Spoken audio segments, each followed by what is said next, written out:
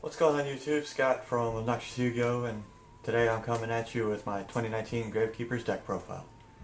I believe people are sleeping on Gravekeeper since most of the meta relies on the graveyard where it's focused as recursion or targeting to banish, like cards like Called by the Grave, or even to a point, monster effects activating the graveyard like hand traps. But enough of the chit chat, let's get to the deck profile. Alright, so starting with the monster lineup, we've got 3 copies of Gravekeeper Spiritualist. This level 4 1500 attack and defense is one of the key cards of the deck because it can fuse with other spellcasters on your field or your hand to make a fusion spellcaster monster. Next we have 3 copies of Gravekeeper's Commandant. Essentially a terraforming with legs, this level 4 1600 attack and defense monster helps get the ever needed Necro Valley to the hand. The only real downside to this card is the fact that he's an Earth monster and an archetype of dark monsters. Following that up with 2 copies of Gravekeeper's Headman. What Headman does is this level 3 500 attack and defense monster can revive one of your level 4 Gravekeepers from the graveyard. A hard once per turn, but she can activate through any means of summon. That's including a flip summon. So that's always interesting. Next, the only high level monster in the deck is Gravekeeper Shaman, running at 2. This level 6 monster with 1500 attack and defense gains 200 defense for each Gravekeeper's monster in the grave, but has 2 important effects. While you have Necro Valley on the field, she prevents it from being destroyed by card effects. Also, non-Gravekeeper's monsters' effects are negated in the graveyard. So she stops hand traps, but she also stops your hand traps, so keep that in mind. All in all, a pretty solid negate card. And the last on the list for the Gravekeeper monsters is 1 copy of Gravekeeper's Heretic. While you have Necro Valley, he's unaffected by other card effects. That does include Necro Valley, so he does not get the 500 attack and defense boost. Alright, so next for the hand traps, we've got 3 copy of Ash Blossom and Joyous Spring, 2 Effect Veiler, and 1 Ghost Ogre. Alright, so next up we have the spells. First and foremost, 3 copies of Necro Valley. This card is amazing at stopping most of the meta combo plays, especially if you go first. If it's on the field, neither player can banish cards from the grave, target the grave, or move cards from the grave to anywhere else. And it's been eroded to where cards like Plague Spreader no longer work. Back in the day, Gravekeepers couldn't stop Plague Spreader or cards that moved themselves from the grave. This has been changed to stop that, so no graveyard shenanigans at all. That really hurts decks like Orcust and Thunder Dragons and Salamangreats. So, yeah. Next we have the Rhoda of the deck, 3 copies of Necro Valley Throne. This card can either add a Gravekeeper from your deck to your hand or normal summon a Gravekeeper from your hand. Both are pretty solid effects. And I've had times where Necro Valley Throne was able to get me a Shaman to the field while I had the fusion monster that I'll cover later. So, depending on the situation, most of the time you'll just be searching, but you will get the normal summon off every now and then. Next, 1 copy of Gravekeeper Steel. I'm only running 1. You can run 2, but this card just recovers 2 Gravekeeper's monsters from the grave back to your hand. And a tidbit about most of the Necro Valley or Gravekeeper stuff, it is they get around the Necro Valley restriction. For my spicy tech, I'm running 2 copies of Dark Magic Veil. If you open this card and you get a way to get Shaman, this is a great first turn. Put Shaman on board. You pay 1,000 life points, special summon a Dark Spellcaster monster from your hand or graveyard. So, like if you go Necro Valley, Dark Magic Veil, special Shaman from your hand to defense, you got a 2k defense that stops all graveyard monster effects.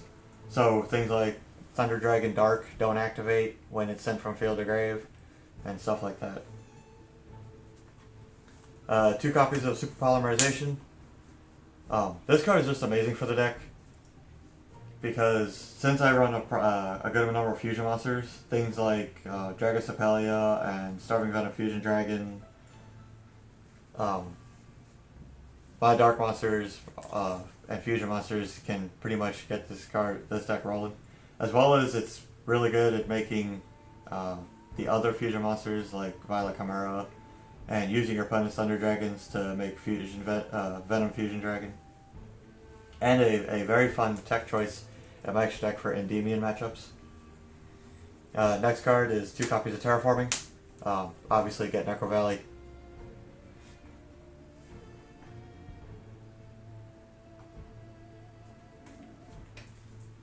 Next, for my draw cards, 2 copies of Pot of Desires. Since I don't really run any real quintessential card in the deck that if it gets banished I lose kind of a deal, I can run 2 copies of Desires and be alright. I've had games where I've banished almost all of my hand traps, which was very unfortunate, but I've never banished all of my Necro Valleys, and that's something that I never want to happen. So since you can always you have a chance to open with 1 of 8 ways to get Necro Valley, it's a pretty good chance that Pot of Desires isn't going to banish all 3. And then finally, to round up my spells, I got 1 copy of Twin Twisters. It's come clutch in a few games. Like, if my opponent's got a set back row and I'm afraid it's going to be like a Solemn or an Impermanence, I can bait it with Twin Twisters. And that's actually come clutch on me in a Cyber Dragon matchup I had with a friend of mine. So, 1 copy, it's pretty good. I might change my side deck at some point to add more copies for the Mystic Mind matchup, but I've got other tech for that. On to the traps, we're going to start with 1 copy of Necro Valley Temple. This card's pretty good. It can get you Necro Valley from your hand or graveyard, which is a quick effect activation on Necro Valley is pretty nice, especially if they pop it. I just go, Temple, bring back Necro Valley, so you never got rid of it. It also drops my opponent's monsters' attack and defense by 500 points.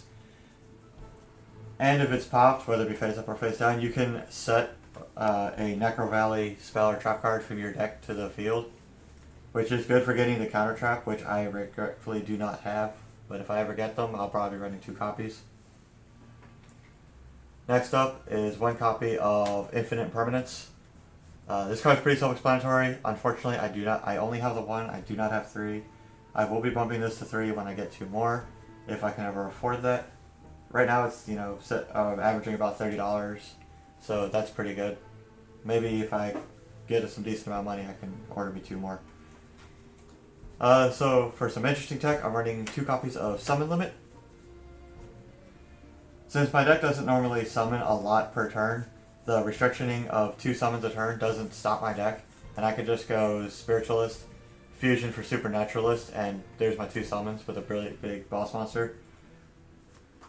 So I think that's some interesting tech for the deck. I haven't really gotten to test it much, but when I do, I can always do a review of the deck and go over some things that's pretty good and things that we're averaging at Met. And finally, to finish off the 40 card deck, 3 copies of Solemn Strike. This card has won me games time and time again in this deck. So for instance, I was fighting a Cyber Dragon deck, my same friend, and he goes, I have Necro Valley on the field, I went first, he summons Cyber Dragon Nova, tries to pitch, but it's like Necro Valley can't target, so he just tries to go for Nova, and I go, Infinity, and I go Strike.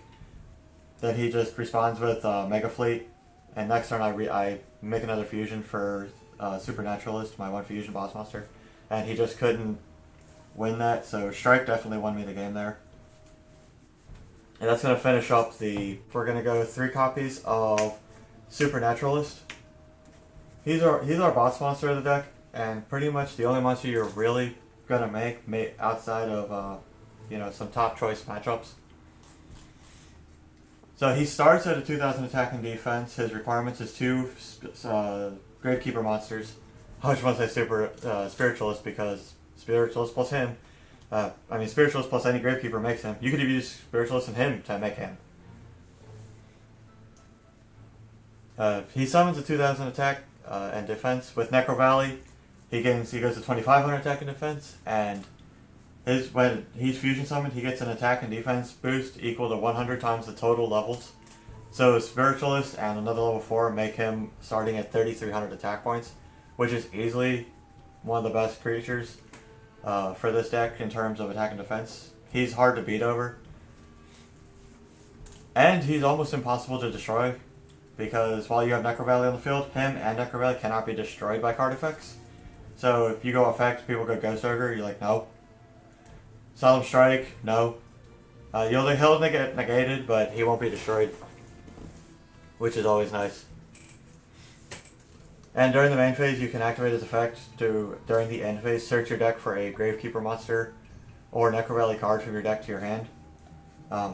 I believe if it was just activate effect to search right there on point in main phase, he wouldn't be a rare, he'd be higher than a rare, and he'd probably, this deck might actually get played more. But it's still with an end phase search. I normally search Throne, that way I can get a next turn Rhoda. But, you know, there's plenty of utilities for the deck with this guy. Next up, we've got my spicy deck of Quintet Magician. He's the guy I was talking about Super Poly with. So if you're versing Endymion and they put out a bunch of monsters, you can Super Poly their board with like one of your Gravekeepers and fuse him, because he just takes 5 spellcasters. And since the Super Poly can't be negated, they can't stop it with Endymion, which is always amazing. And if you use 5 different spellcasters, he nukes your opponent's board. He can't be tributed, so he can't be sphere moded or kaiju'd, and he can't be destroyed by card effect. So that's pretty nasty.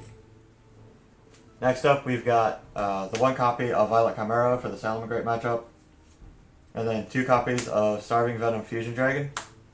I'm probably going to take one of these out for Predaplant Dragon Sepelia, which is requirements is a 1 fusion monster and 1 dark monster. And he can quick effect put a predatory counter on a monster and negate its effect. So he's pretty much a quick effect veiler. And that's actually some pretty good tech. Me and my buddy were still working on Dragon Sepelia plays to see, you know, what decks can use it, what decks can't. And we come up with a few ideas. Next, I got 1 copy of number 41 Baguska. I'm probably going to take this out for Abyss Dweller. Baguska is nice, but I think Abyss Dweller would be better for the current meta. Next, I got 1 copy of Beat Cop from the Underworld. Basically, use it to put a counter on Necro Valley to keep Necro Valley safe. 2 copies of Wee Witch Apprentice. Low attribute. The whole deck's dark, so why not? 1 copy of Borolo Dragon. 1 copy of Ningirsu, and 2 copies, and 1 copy of Cerberus and Phoenix. I don't have Boral Sword Dragon or Nightmare Cerberus. Not Cerberus. Crap.